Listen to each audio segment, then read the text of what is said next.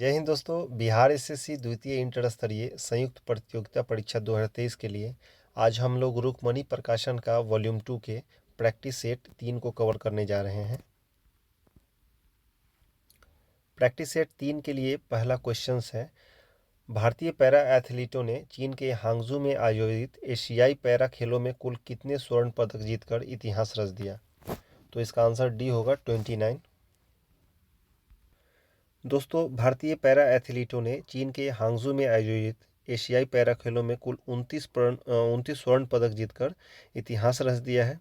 भारतीय टीम ने हांगजू 2022 एशियाई पैरों में कुल 111 पदक जीते, जिसमें 29 गोल्ड, 31 सिल्वर और 51 ब्रोंज मेडल उन्होंने जीता।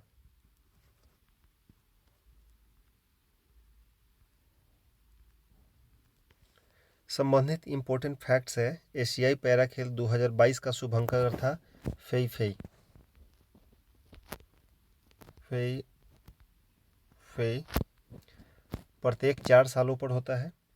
प्रत्येक एशियाई खेलों के बाद हर 4 साल में दिव्यांग एथलीटों के लिए आयोजित किया जाता है। एशियाई पैरा खेल 2022 का था, इनफैक्ट हुआ अक्टूबर 2023 में। इसके भारतीय ध्वजवाहक पारुल परमार और अमित कुमार सरोहा थे। दोस्तों, आपके इंस्पिरेशन के लिए ये फ़ोटो मैंने लगाया है। ये है शीतल देवी। पैरा एशियाई गेम में इन्होंने 2 गोल्ड मेडल जीते हैं तथा 1 ब्रोंज मेडल भी जीता है इन्होंने, सिल्वर मेडल भी जीता है। ये किश्तवाड़ जम्मू कश्मीर के रहने वाली हैं। साधारण माँ बाप, किसान माता पिता का ये बेटी बिना हाथों के आर्चरी से ये निशाना लगाई और 2 गोल्ड मेडल और 1 सिल्वर साथ में लगाई। तो आपके पास दोस्तों सब कुछ है, हाथ पैर सब कुछ है। तो आप लोग इनसे मोटिवेशन लीजिए और एक सीट अपने लिए ज़रूर निकालिए।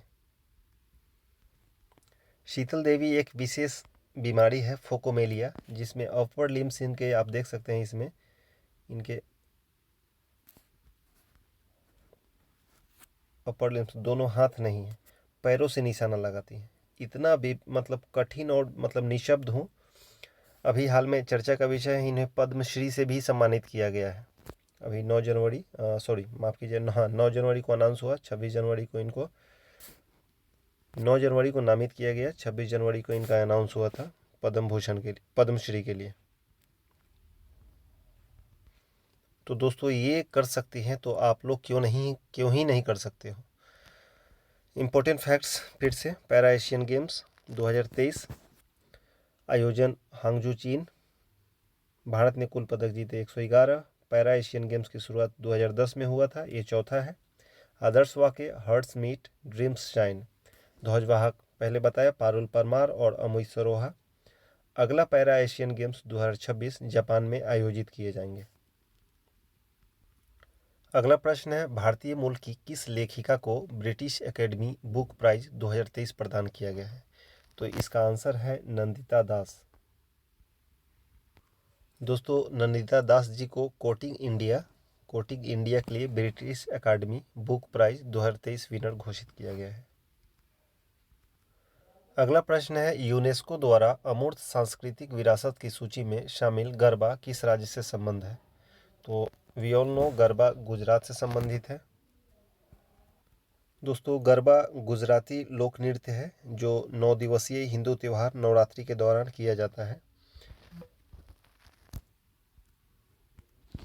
दोस्तों, यूनेस्को का हेडक्वार्टर्स है पेरिस, फ्रांस में। डायरेक्टर अभी वर्तमान में इसके ऑड्रे अजौले हैं।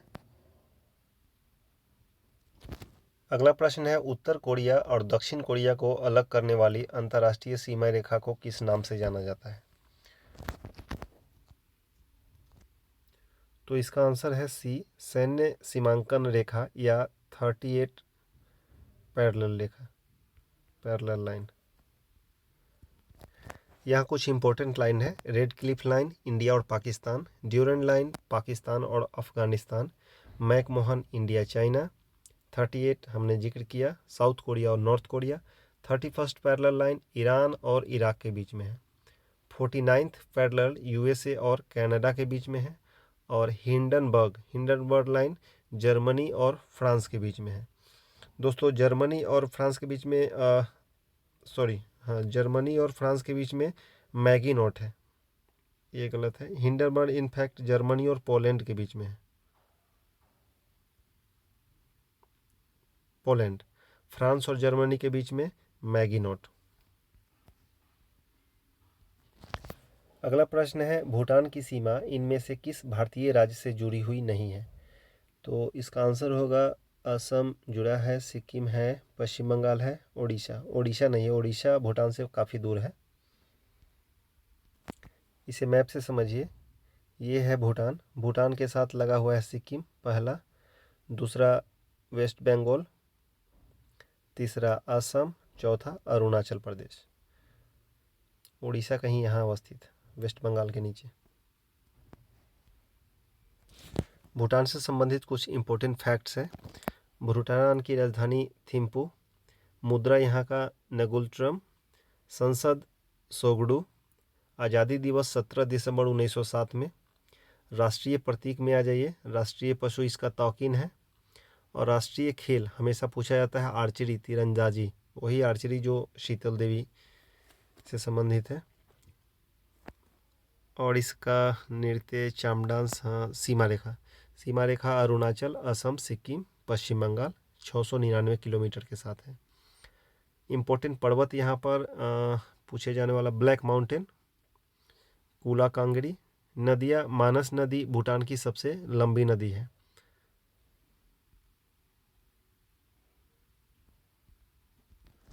अगला प्रश्न है किस भारतीय राज्य को प्राचीन समय में कामरूप के नाम से जाना जाता है?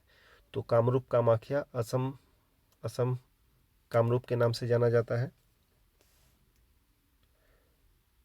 इससे पहले इसे गुवाहाटी को प्राग ज्योतिषपुर भी कहा जाता है। कामरूप राज्य का साक्ष्य समुद्रगुप्त के इलाहाबाद अभिलेख से भी मिलता है। कामरूप राज्य पर अहोम जनजाति ने शासन किया था। ये है कामरूप किंगडम से संबंधित फैक्ट्स। इसमें कामाता, भुआन, अहोम, चुटिया, कछाड़ी, इन सब किंगडम का शासन था। बाद में कामाता किंगडम बाइफर्केट होकर कूच बिहार और कुछ ये आधुनिक बंगाल में है। ये चारों अभी भी असम में है। अगला प्रश्न है भारत के किस राज्य को लुढ़कती पहाड़ियों की भूमि के नाम से जाना जाता है? तो इसका आंसर होगा मिजोरम। मिजोरम को लुढ़कती पहाड़ियों की भूमि के नाम से जाना जाता है। कुछ इंपॉर्टेंट फैक्ट्स देख लें। मिजोरम की राजधानी आइजोल। मिजोरम का स्थापना दिवस 20 फरवरी। मिजोरम का उच्च न्यायालय गुवाहाटी। मिजोरम का क्षेत्रफल 21,087 वर्ग किलोमीटर। मिजोरम की भाषा मिजो और अंग्रेजी है। जिलों की संख्या 8 है। हाल ही में मिजोरम के नए चीफ मिनिस्टर निर्वाचित हुए हैं, लालदू होमा, ऐसा ही कुछ नाम है। दोस्तों अगर ये प्रैक्टिस सेट हम अच्छा तरीके से कवर कर पा रहे हैं या इसे रिलेवेंट फैक्ट्स को हम इसमें इंक्लूड कर रहे हैं, अगर आपको पसंद आ रहा है तो आप लोगों से एक गुजारिश है कि आप वीडियो को शेयर कीजिएगा अपने किसी स्टूडेंट्स के साथ, दोस्त के साथ या अन्य कोई भी जो सीरियस स्टूडेंट्स हैं उनके साथ। और प्लीज़ सब्सक्राइब कीजिएगा क्योंकि मेरा चैनल अभी नया है, अभी हमें आपकी ज़रूरत है। आपके इस छोटे से डिट्स के कारण हमें मोटिवेशन मिलेगा और हम आपके लिए और भी वीडियो अच्छे तरीके से, अच्छे कंटेंट्स के साथ, रिलेवेंट कंटेंट्स के साथ लाते रहेंगे। अगला प्रश्न है विद्या पिल्लई किस खेल से संबंधित है? तो विद्या पिल्लई स्नूकर से संबंधित है। 9वां क्वेश्चंस, मंगल ऑर्बिटर मिशंस मॉम मंगलयान को किस वर्ष में प्रक्षेपित किया गया था? तो इसका आंसर है बी, 2013 में। दोस्तों रेलेवेंट फैक्ट्स मॉम के लिए, ये PSLV C-25 5/11/2023 को आंध्र प्रदेश के श्रीहरिकोटा से छोड़ा गया था। यह भारत का प्रथम मंगल अभियान भारतीय अंतरिक्ष अनुसंधान संगठन की परियोजना थी। PSLV C-25 के द्वारा छोड़ा गया था। और इसके बाद अभी रिसेंटली क्वेश्चंस है, चंद्रयान 3 की लॉन्चिंग 14 जुलाई 2023 को हुआ है, अभी हाल में।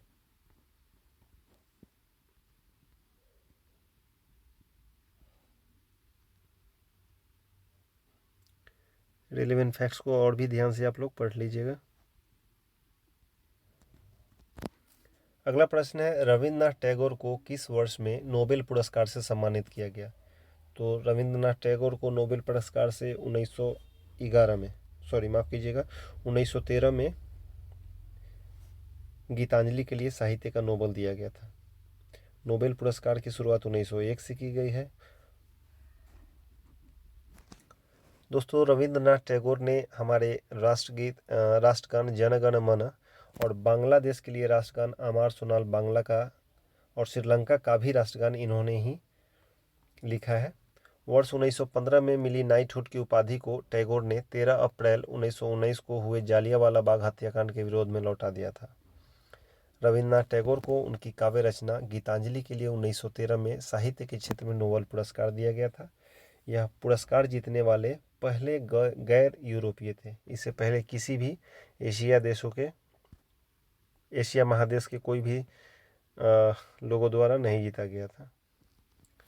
अगला प्रश्न है, प्रसिद्ध पुस्तक पोस्ट ऑफिस के लेखक कौन है? तो पोस्ट ऑफिस के लेखक रविन्द्रनाथ टैगोर जी द्वारा ही लिखा गया था। मुल्कराज आनंद जी का कुली है। विष्णु शर्मा पंचतंत्र। और बंकिम चंद्र चटर्जी द्वारा लिखा गया है आनंदमंथ और दुर्गेश नंदिनी। अगला प्रश्न है, मलेशिया की प्रशासनिक राजधानी कौन सी है?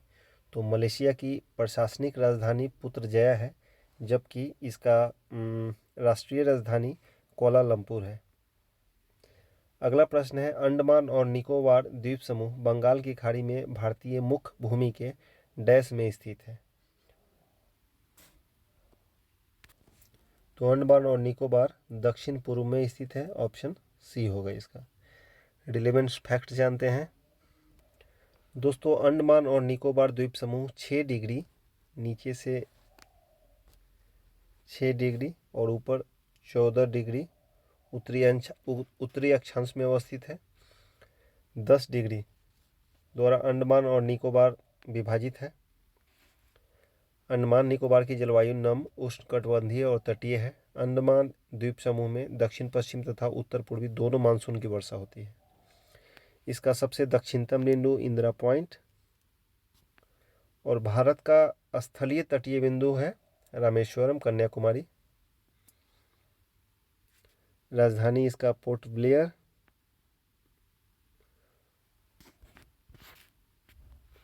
और अंडमान में जनजाति है इम्पोर्टेंट जनजाति जारवा, सेंटिनल, ऑनगैस, निकोबार और अंडमानीज। दोस्तों, अंडमान निकोबार द्वीप समूह को 1 नवंबर 1956 को केंद्र शासित क्षेत्र बनाया गया था। अगला प्रश्न है, किस राज्य ने बसों में महिलाओं को मुफ्त यात्रा प्रदान करने के उद्देश्य से महालक्ष्मी योजना की है? तो महालक्ष्मी योजना तेलंगाना में है। अगला प्रश्न है, केंद्रीय अप्रत्यक्ष कर और सीमा शुल्क बोर्ड CBIK ने भारत और किस देश के बीच electronic origin data exchange system ईओडोस लॉन्च किया है? तो ये है कोरिया, इनफैक्ट दक्षिण कोरिया के साथ है। आगे मैथ का क्वेश्चन है। दोस्तों, मैथ और रीजनिंग में कवर नहीं किया हूँ, लेकिन सारे इसके सही आंसरों को मैंने टिक कर दिया हूँ। इसके अलावा इसका अंत में, वीडियो के अंत में आंसर की भी दिया हुआ है। आप लोगों को किसी भी प्रकार का संदेह होने से आप वहाँ आंसर की से मिला सकते हैं। दोस्तों, परीक्षा में आपका एक सीट सुनिश्चित करना है तो मैथ और रीजनिंग को भी साथ लेकर चलना पड़ेगा। आप लोग GK GS और साइंस मैं करा दे रहा हूँ, मैथ रीजनिंग स्वयं से कर लीजिएगा। धीरे धीरे स्क्रॉल करूँगा ताकि आप लोग पॉज करके इसे देख सकें।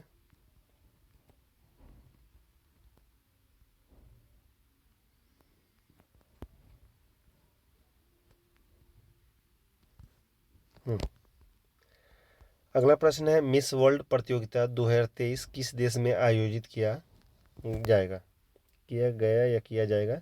तो ये भारत में किया जाएगा। दोस्तों इस बार मिस वर्ल्ड पीजेंट 2023 का आयोजन 2 मार्च 2024 को भारत के मुंबई में आयोजित किया जाएगा। ये दूसरी बार है जब भारत को इसकी मेज़बानी करने का मौका मिला है। निकारागुआ की शेनिस प्लासिनो मिस यूनिवर्स 2023 के लिए चुनी गई है। मिस वर्ल्ड का चुनाव 2 मार्च 2024 को होगा। अगला प्रश्न है, वह हड़प्पाकालीन नगर जिसका प्रतिनिधित्व लोथल का पुरातत्व स्थल करता है किस नदी तट पर स्थित है? तो इसका आंसर है भोगवा नदी। भोगवा नदी तट पर स्थित है।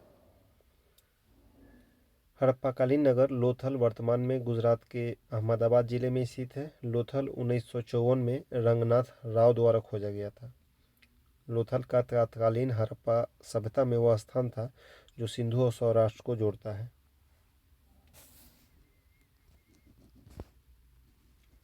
अगला प्रश्न है, भारतीय राष्ट्रीय कांग्रेस ने पहला असहयोग आंदोलन किस वर्ष में शुरू किया था?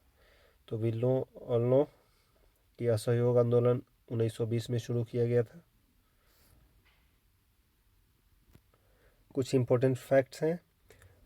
चौरी चौरी की घटना के बाद गांधी जी ने 12 फरवरी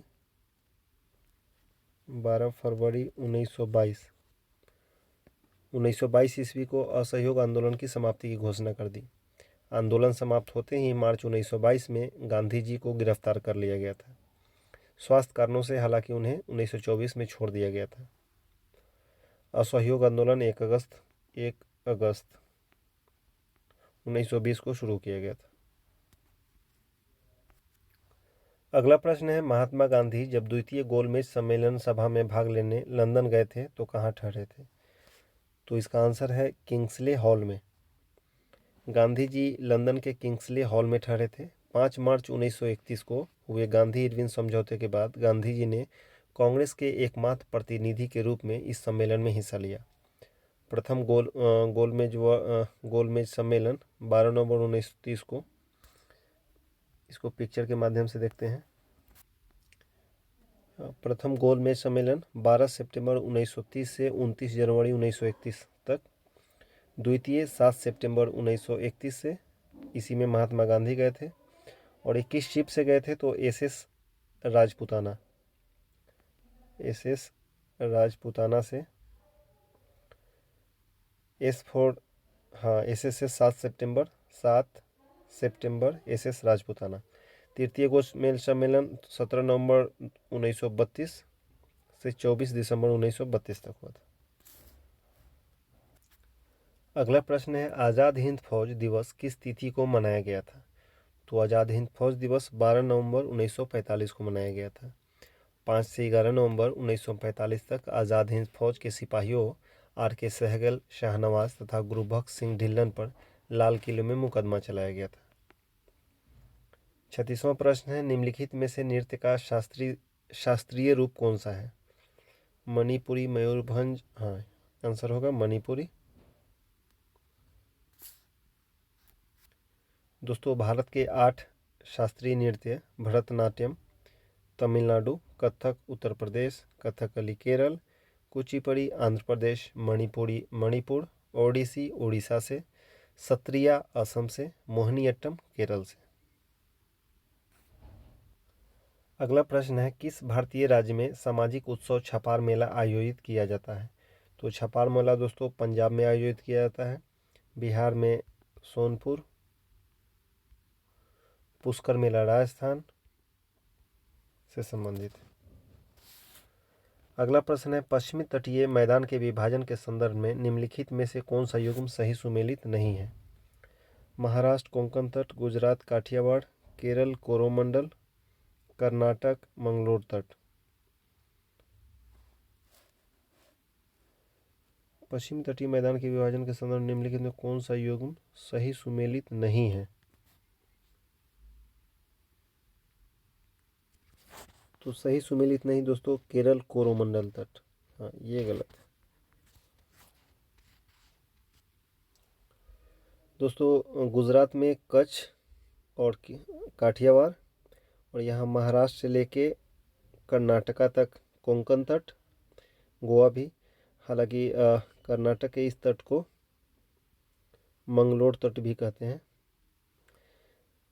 कर्नाटक से केरल पूरा हो गया मालाबार तट। उड़ीसा, उड़ीसा के लिए उत्कल तट। और उड़ीसा आंध्र प्रदेश को मिलाकर उत्तरी सरकार। आंध्र प्रदेश से पूरा तमिलनाडु लास्ट कन्याकुमारी तक कोरोमंडल तट कहा जाता है। एक बार आप लोग भी देखकर समझ लीजिएगा। अगला प्रश्न है, भारत में कपड़ा मिल कहाँ संचालित हुई थी? तो भारत में सर्वप्रथम कपड़ा मिल बॉम्बे में संचालित हुआ था। निम्नलिखित समस्याओं में से कौन सी समस्याएं भारतीय अर्थव्यवस्था से निरंतर रूप से जुड़ी हुई है? तो इसका आंसर है भारतीय अर्थव्यवस्था मुद्रास्फीति, राजकोषीय घाटा, चालू घाटा, निवेश की कमी जैसे समस्याओं से निरंतर रूप से जुड़ी है। तो इसका आंसर हो जाएगा उपरोक्त सभी। निम्नलिखित में से किसे म्यूनिख समझौता में शामिल नहीं किया गया था? तो इसका आंसर है डी, म्यूनिख समझौता में रूस को शामिल नहीं किया गया था। अगला प्रश्न है, निम्नलिखित में से अजातशत्रु के वंश का नाम क्या था? तो अजातशत्रु के वंश का नाम था हर्यंक वंश। रिलेटेड फैक्ट समझते हैं। मगध साम्राज्य की महत्ता का वास्तविक संस्थापक हर्यक वंश के बारे में बिंबिसार थे। उसकी राजधानी राजगृह, आधुनिक गिरिब्रज राजगृह, राजगृह का नाम दूसरा क्या है? राजगीर, आधुनिक राजगीर। बिंबिसार ने वैवाहिक संबंधों के आधार पर अपनी राजनीतिक स्थिति सुदृढ़ की थी।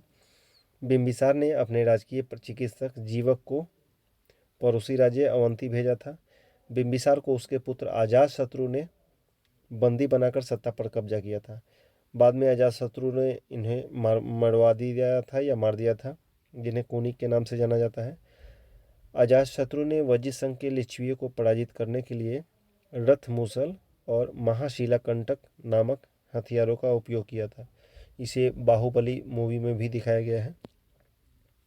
अजातशत्रु का पुत्र उदयन हर्यक वंश का तीसरा महत्वपूर्ण शासक था। इसने पाटलिपुत्र की स्थापना की थी तथा इसे अपने राजधानी बनाया था। तो दोस्तों, अजातशत्रु ने बिंबिसार का वध किया और अजातशत्रु का उदयन ने वध किया था। इसलिए इस वंश को पितृहंता वंश कहा जाता है।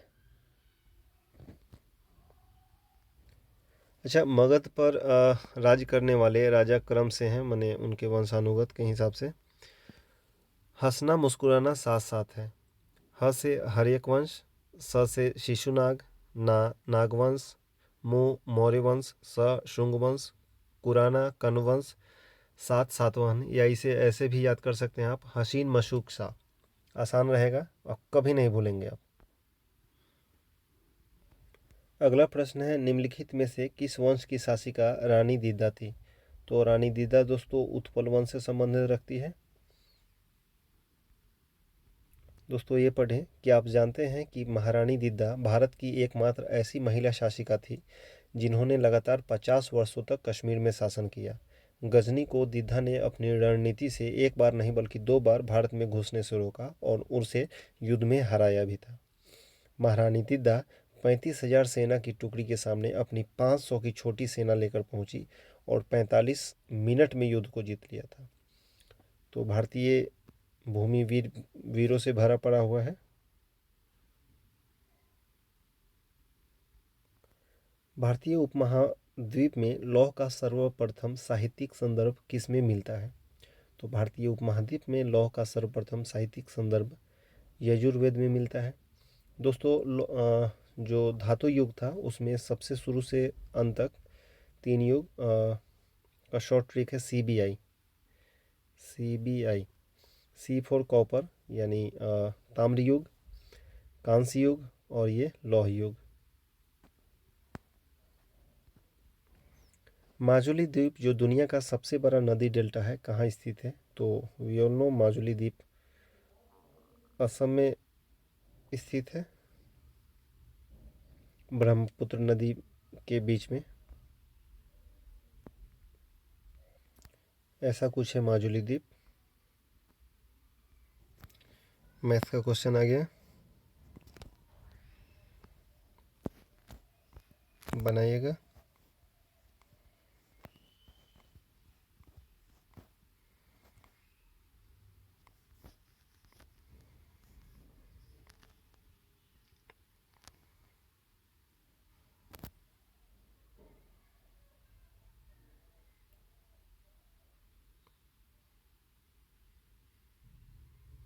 उस प्रकार के मौसम की पहचान करें जो भारत के 4 मौसम का हिस्सा नहीं है। तो ये दक्षिण पूर्व मानसून का मौसम है।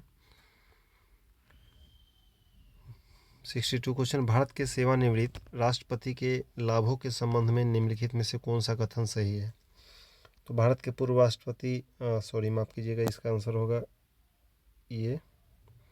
भारत के पूर्व राष्ट्रपति भी 2.5 लाख की मासिक पेंशन के हकदार होंगे। वे एक निजी सचिव, एक निजी सहायक, एक अतिरिक्त निजी सचिव, 2 चपरासी और प्रतिवर्ष 1 लाख तक के कार्यालय व्यय सहित एक क्लर्क के भी हकदार होंगे। वे रेल, हवाई या स्टीमर द्वारा एक व्यक्ति के साथ पूरे भारत में कहीं भी उच्चतम श्रेणी की निःशुल्क यात्रा के भी हकदार होंगे। तो दोस्तों, राष्ट्रपति बनने में बहुत स्कोप है। अगला प्रश्न है, निम्नलिखित में से किसके द्वारा महाधिवक्ता की नियुक्ति की जाती है? तो महाधिवक्ता की नियुक्ति राज्यपाल के द्वारा की जाती है। अनुच्छेद 165 के तहत राज्यपाल महाधिवक्ता की नियुक्ति करता है। महाधिवक्ता बनने हेतु वही योग्यता होनी चाहिए जो उच्च न्यायालय के न्यायाधीश के लिए निर्धारित है। संविधान में महाधिवक्ता के कार्यकाल को नहीं निश्चित किया गया है और न ही उन्हें हटाने का प्रावधान का वर्णन है। वो अपने पद पर राज्यपाल के प्रसाद पर्यंत बना रहता है, यानी जब तक राज्यपाल चाहेंगे वो पद पर बने रहेंगे। उनके वेतन भत्तों के निर्धारण राज्यपाल द्वारा किया जाता है। महाधिवक्ता राज्य सरकार का प्रमुख कानूनी सलाहकार होता है और राज्यपाल का। हाँ, अगला प्रश्न है, संविधान प्रारूप समिति के समक्ष प्रस्तावना का प्रस्ताव किसने रखा? तो इसका प्रस्ताव जवाहरलाल नेहरू जी ने रखा था। रेलेवेंट फैक्ट है कि संविधान का प्रारंभिक मॉडल वी एन राव द्वारा तैयार किया गया था। 13 दिसंबर 1946 को प्रस्तावना रखा गया, जिसे संविधान सभा ने 22 जनवरी 1947 को स्वीकार कर लिया। प्रारूप समिति के अध्यक्ष भीमराव अम्बेडकर थे। जवाहरलाल नेहरू संविधान समिति के अध्यक्ष थे और प्रस्तावना में 42वें संविधान संशोधन 1976 द्वारा सामाजिक, धर्मनिरपेक्ष और अखंडता शब्द जोड़े गए थे। ये 3 शब्द जोड़े गए थे। अगला प्रश्न है, बिहार सोशलिस्ट पार्टी का गठन कब हुआ था? तो बिहार सोशलिस्ट पार्टी का गठन 1931 में हुआ था। इसी से संदर्भित प्रश्न है कि कांग्रेस सोशलिस्ट पार्टी का गठन, तो उसका 1934 में हुआ था। बिहार सोशलिस्ट पार्टी के सदस्यों में गंगा शरण सिन्हा, योगेंद्र शुक्ल, अब्दुल बारी सिद्दीकी, रामवृक्ष बेनीपुरी और कर्पूरी ठाकुर सम्मिलित हैं। दोस्तों, कर्पूरी ठाकुर को हाल में 24 जनवरी को भारत रत्न से मरणोपरांत उनके जन्मदिन के 100वें जन्मदिन के दिवस पर भारत रत्न से सम्मानित किया गया था। तो ये करेंट का क्वेश्चन है। अगला प्रश्न है, पाकिस्तान की पहली महिला प्रधानमंत्री कौन थी? तो पाकिस्तान की पहली महिला प्रधानमंत्री बेनजीर भुट्टो थी। भारत की इंदिरा गांधी थी। और अगर श्रीलंका की पूछता है तो श्रीलंका श्रीमावो भंडारनायके के दुनिया की पहली महिला प्रधानमंत्री थी, साथ ही श्रीलंका की। और यूनाइटेड किंगडम मार्गरेट थैचर। अगला प्रश्न है, म्यांमार कब आज़ाद हुआ? तो म्यांमार 4 जनवरी 1948 को आज़ाद हुआ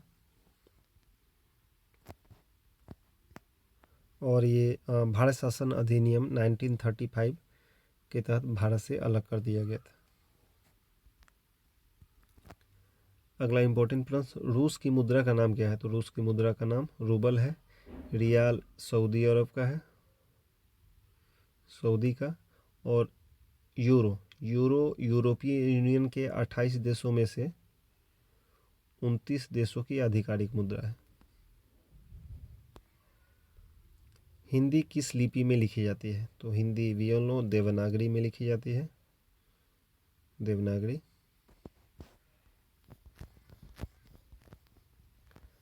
अगला प्रश्न है, किस पंचवर्षीय योजना के समय भारत में पंचायती राज व्यवस्था को प्रथम बार लाया गया था? तो इसका आंसर होगा बी, द्वितीय। भारत में पंचायती राज व्यवस्था को प्रथम बार द्वितीय पंचवर्षीय योजना के समय लागू किया गया था। पंचायती राज प्रणाली 2 अक्टूबर 1959 को जवाहरलाल नेहरू द्वारा राजस्थान के नागौर में स्थापित किया गया था। इसके अलावा और भी कुछ रिलेवेंट फैक्ट्स है, मैं पिक्चर के माध्यम से दिखाता हूँ। ये एक बार इसका रिवीजन कर लीजिएगा। फर्स्ट पंचवर्षीय योजना में कृषि की प्राथमिकता, द्वितीय में उपयोग क्षेत्र की प्राथमिकता, तृतीय में स्व रिलायंस, चौथी न्याय के साथ गरीबी कम करना और विकास कार्यों में तेजी लाना, गरीबी हटाना, गरीबी हटाओ जैसे नारे पाँचवीं पंचवर्षीय योजना से संबंधित है। पाँचवीं योजना के रूप में वही जोड़ दिया गया था। सातवीं फूड प्रोडक्शन, रोजगार उत्पादकता। आठवीं रोजगार सृजन, जनसंख्या का नियंत्रण। नौवीं 7% की विकास दर। 10वीं पंचवर्षीय योजना स्वरोजगार और संसाधन का विकास। 11वां व्यापक और तेजी से विकास तथा अंतिम 12वीं स्वास्थ्य, शिक्षा और स्वच्छता का सुधार। उसके बाद प्लानिंग कमेटी को बदलकर नीति आयोग का गठन किया गया है। अगला प्रश्न है, पंचायती राज व्यवस्था का मूल उद्देश्य क्या सुनिश्चित करना है? तो सुनिश्चित करना है विकास में जन भागीदारी, राजनीतिक जवाबदेही, लोकतांत्रिक विकेंद्रीकरण। वित्तीय संग्रहण संबंधित नहीं है, आंसर होगा ए। अनुसूची 11 में पंचायती राज प्रणाली से संबंधित है तथा अनुसूचित 12 नगर पालिका से संबंधित है। देश में सर्वाधिक समृद्धि दर प्राप्त की गई है, तो इसका आंसर है सर्वाधिक 10वीं योजना में।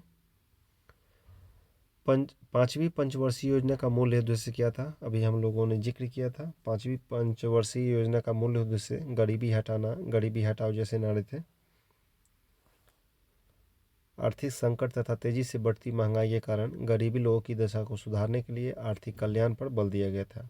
पाँचवीं पंचवर्षीय योजना में ग्रामीण, गरीब तथा भूमिहीन किसानों के उत्थान के लिए आर्थिक कार्यक्रम को लागू किया गया था। प्रधानमंत्री जनधन योजना के संदर्भ में निम्नलिखित कथनों पर विचार कीजिए। इसे वर्ष 2014 में शुरू किया गया था, राइट। इसके अंतर्गत लोगों का बैंक खाता खोलने के लिए प्रोत्साहित किया जाता है, सही है। इसका उद्देश्य बचत को बढ़ावा देने के साथ सरकारी योजनाओं के अंतर्गत मिलने वाली लाभों तथा आर्थिक सहायता को सीधे खाताधारियों को हस्तांतरित करना है, ये भी सही है। तो इस प्रकार इस आंसर होगा डी, उपरोक्त सभी। अगला प्रश्न है, नीचे दिए गए ये लोग देख लीजिएगा, इसको ठीक मैंने मार दिया है, रीजनिंग का क्वेश्चन है।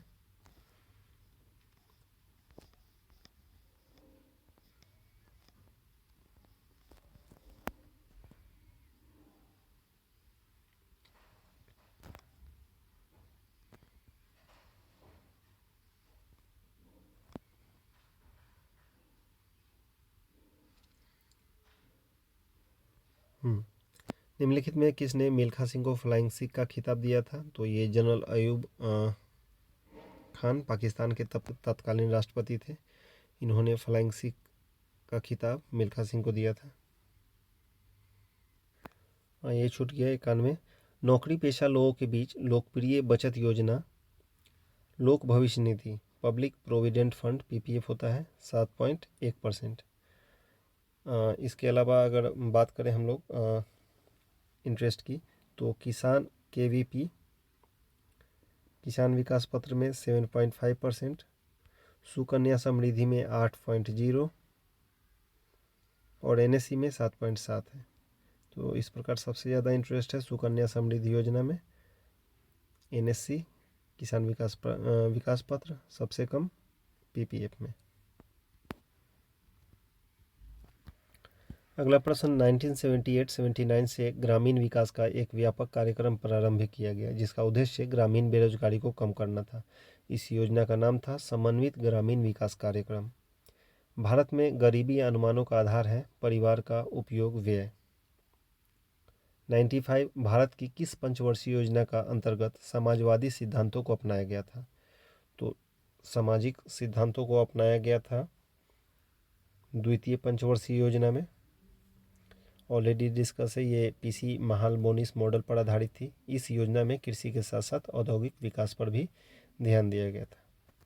वीडियो बैक करके डिटेल्स देख लीजिएगा। 96 कह रहा है किस ताप पर जल का घनत्व अधिकतम होता है? तो इसका आंसर है 273 केल्विन, माफ़ कीजिएगा 277 केल्विन या 4 डिग्री सेल्सियस। डिग्री सेल्सियस में इतना 4 डिग्री सेल्सियस पर जल का घनत्व महत्तम और आयतन न्यूनतम होता है। पिक्चर के माध्यम से समझ लें। 4 डिग्री सेल्सियस पर इसका डेंसिटी देखें तो सबसे मैक्सिमम है।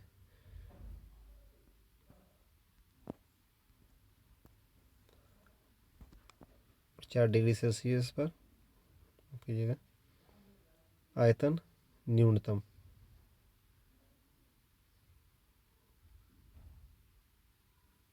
वॉल्यूम। अगला प्रश्न है, दो कण कुछ दूरी पर रखे हैं, यदि दोनों कणों को द्रव्यमान दोगुनी कर दिया जाए तो इनके बीच की दूरी अपरिवर्तित रखे तो इनके बीच का गुरुत्वाकर्षण बल क्या होगा? तो इसको इस फार्मूला से F इजकल टू G/m/r² से निकल जाएगा, तो इसका 4 गुना आंसर होगा।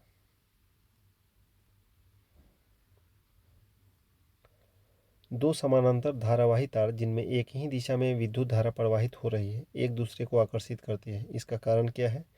तो इसका कारण उनके बीच चुंबकीय बल का होना है। दोस्तों, यदि दो समांतर चालक तारों से समान दिशा में विद्युत धारा प्रवाहित होती है तो उनके बीच आकर्षण बल कार्य करता है। इसके विपरीत यदि दो समांतर चालों से विपरीत दिशा में विद्युत धारा प्रवाहित होती है तो उनके बीच प्रतिकर्षण बल कार्य करता है।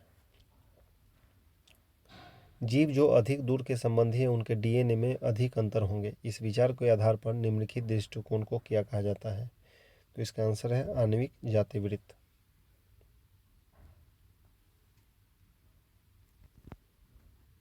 अगला प्रश्न है, अधिवृक्क ग्रंथियां मानव शरीर के किस अंग में स्थित होती है?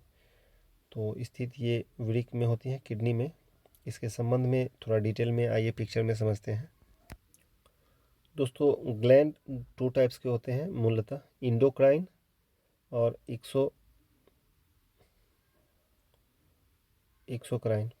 तो इंडोक्राइन में मुख्यतः 8 ग्रंथियाँ होती हैं, 8 ग्लैंड होते हैं, जिसमें 3 मस्तिष्क में, हाइपोथैलेमस, प्यूटरी ग्लैंड और पिनियल, ये तीनों मस्तिष्क में है।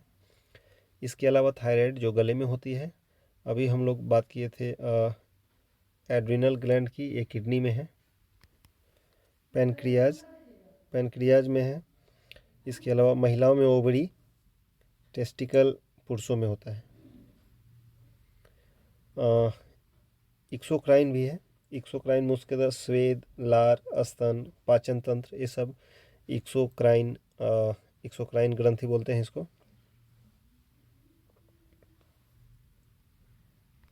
दोस्तों, इंडोक्राइन या अंतःस्रावी या एक्सोक्राइन को बोलते हैं बहिर्स्रावी। तो दोनों में मूल अंतर ये है कि अंतःस्रावी ग्रंथियों में हार्मोन्स होते हैं ब्लड में विदाउट किसी डक्ट या नलिका के प्रवाहित होते हैं, जबकि उसमें अपना उत्पाद एक्सोक्राइन के लिए है कि अपना उत्पाद किसी नलिका के द्वारा गंतव्य स्थान पर भेजने के लिए नलिका का इस्तेमाल करते हैं।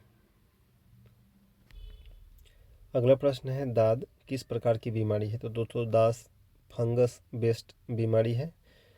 दाद फंगस से, एथलीट फुट, खाज, दाद, ये सब फंगस से होते हैं, कवक से। दोस्तों, कवक से होने वाले प्रमुख रोग को इस शॉर्टकट ट्रिक से याद रखेंगे। गंजा दमाद खाए फ्रूट, गंजा गंजापन, दमा दमा, दाद, खाज, ये फ्रूट से एथलीट फूड। इसके अलावा जीवाणु से होने वाले प्रमुख रोग हैं पंडित का टीक न्यू है, पंडित प्लेग, डिप्थीरिया, टाइफाइड, काला खांसी, टिटनेस, कोस्ट, न्यूमोनिया, हैजा। वीडियो पॉज करके इसे याद कर लीजिएगा, 1 नंबर पक्का एग्जाम में रहेगा। जीवाणु, विषाणु और फंगस से होने वाले कंफ्यूज लोग करते हैं। ये है परजीवी, प्रोटोजोआ से होने वाला। काम पे सोते पाया गया।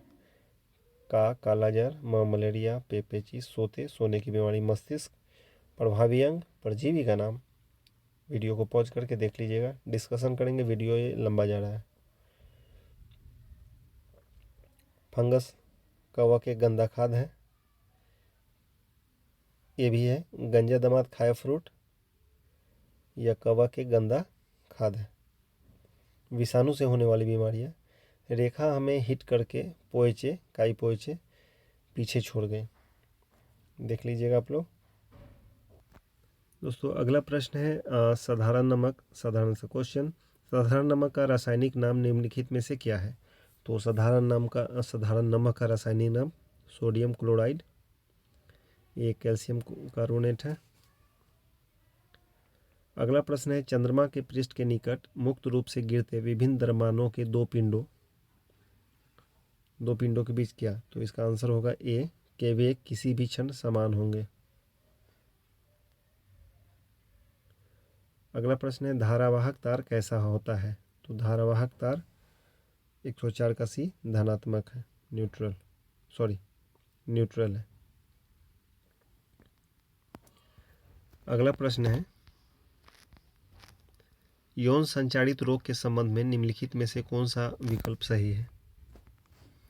तो यौन संचारित रोग किसी भी संक्रमित व्यक्ति से किसी असंक्रमित व्यक्ति में यौन संपर्क के माध्यम से संचारित होने वाला संक्रमण है। कथन बी कहता है कि HIV, HPV और हेपेटाइटिस बी विषाणु STD के लिए जिम्मेदार है। तो इसका ए और बी दोनों सही है। हाँ, कथन ए बी दोनों सही है, इसलिए आंसर होगा सी। दोस्तों HIV का पूर्ण नाम है ह्यूमन इम्यूनोडिफिशियेंसी वायरस और HPV का पूर्ण नाम है human papilloma virus. Hepatitis B रोग विषाणु के कारण होने वाला रोग है जो लीवर को प्रभावित करता है। रीजनिंग है, देखकर समझकर आंसर टिक लगा हुआ है, देख लीजिएगा। आंसर की भी नीचे दिया हुआ है।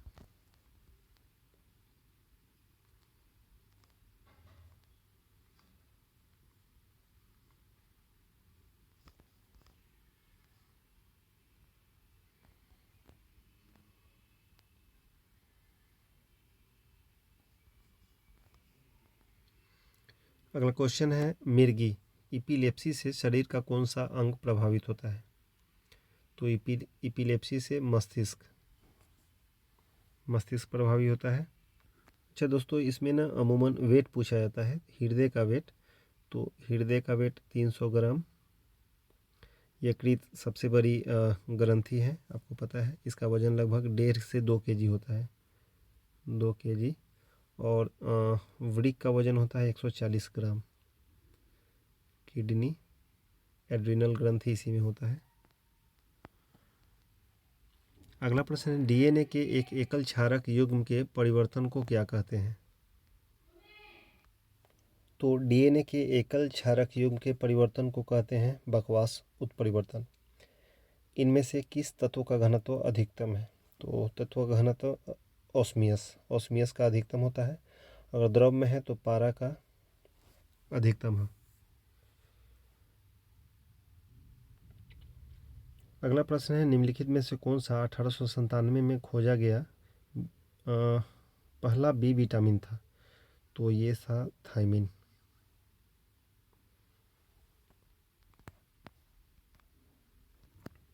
अगला प्रश्न है कौन सा कोशिका अगंक कोशिका के अंदर विषैले पदार्थ एवं औषधि ड्रग्स को आविष रहित करने में मुख्य भूमिका निभाता है? तो इसका आंसर है चिकनी अंतर द्रवी जालिका। 200 लाइसोसोम को आत्महत्या की थैली कहा जाता है। गोल्जी उपकरण सरल कार्बनिक पदार्थों को एकत्रित कर जटिल कार्बनिक पदार्थ में बदल देता है तथा उसके परिवहन के लिए उत्तरदायी है, यानी ट्रांसपोर्टेशन गोल्जी का है। माइटोकॉन्ड्रिया को दोस्तों कोशिका का ऊर्जागृह भी कहा जाता है। अगला प्रश्न है यदि कोई विलियम नीले रंग के लिटमस पेपर को लाल रंग में बदल देता है तो इसका विलियन का pH वैल्यू क्या होगा? तो इसका pH वैल्यू होगा 7 से कम। दोस्तों जिसका पीएच मान 7 से कम है तो हो गया एसिड, और जिसका 7 से ज़्यादा है तो हो गया बेस। एसिड होता है खट्टा, बेस होता है बीटर कड़वा। एसिड का और भी गुण है, ये H+ आयन पानी से संपर्क करने पर जल में हाइड्रोजन आयन रिलीज करता है, और बेस होता है OH- जल में मिलाने पर हाइड्रोक्साइड आयन रिलीज करता है। अच्छा, अम्ल नीला को लाल, अम्ल लाल ऐसे याद रखेंगे, अम्ल नीला को लाल करता है।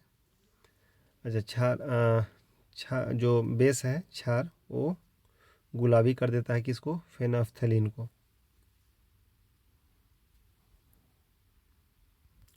अगला प्रश्न है वंशागति नियम की खोज किसने की था, तो इसका आंसर है ग्रेगर मेंडल द्वारा। Gregor Mendel. 129 है, किस हार्मोन के स्राव के कारण हृदय की धड़कन और श्वसन दर में एक साथ वृद्धि होती है, तो इसका वही एड्रेनल ग्लैंड है, एड्रेनल ग्रंथि। इसे लरो या उड़ो अथवा संघर्ष या पलायन वाला हार्मोन भी कहा जाता है। अगला प्रश्न है, निम्नलिखित में से कौन सा पदार्थ ऊर्ध्वापातन की प्रक्रिया से गुजरता है, तो ऊर्ध्वापातन की गुजर से आयोडीन है। मतलब यदि किसी ठोस को गर्म करने पर वह बिना द्रवित हुए सीधे वाष्पीकृत हो जाता है, तो इस घटना को सब्लिमेशन या ऊर्ध्वापातन कहते हैं, जैसे कपूर, नेफ्थलीन, अमोनियम क्लोराइड आदि। अच्छा, किसी द्रव को वाष्पीकृत करके पुनः ठंडा करने की प्रक्रिया को वाष्पन कहते हैं। पेट्रोलियम के विभिन्न संगठनों पेट्रोल, केरोसिन, डीजल आदि को प्रभाजी आसवन विधि से पृथक करते हैं। अगला क्वेश्चन है, समुद्री तट के सहारे कोहरे का निर्माण का कारण क्या है, तो कोहरे का निर्माण का कारण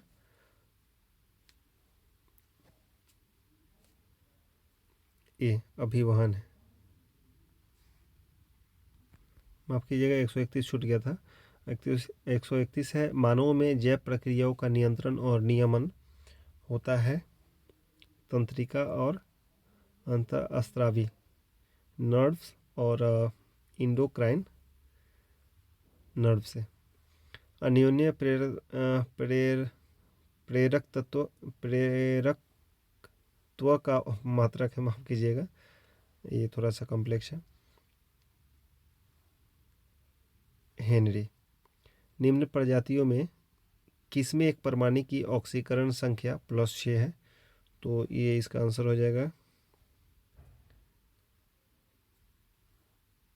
CrO2Cl2। अगला है, निम्नलिखित में से कौन सा कथन गलत है। ये है ट्रोजन यूजर के संपर्क से फैलता है, जिसे ईमेल अटैचमेंट खोलना या इंटरनेट से फाइल डाउनलोड करना निष्पादित करना। ये गलत बात है।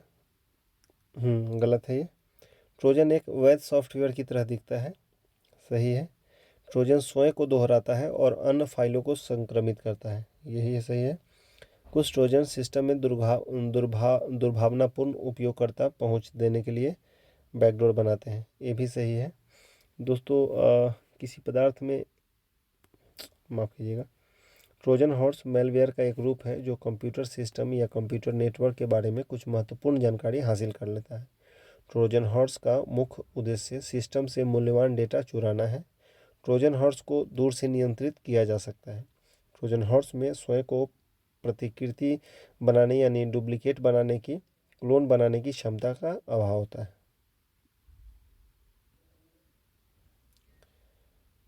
ये रीजनिंग है, देख लीजिएगा।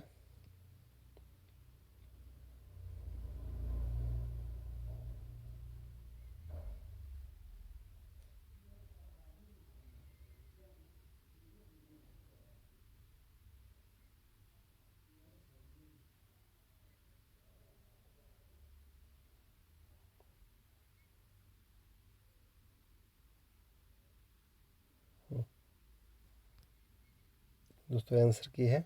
अगर किसी प्रकार का दिक्कत हो तो मिला लीजिएगा।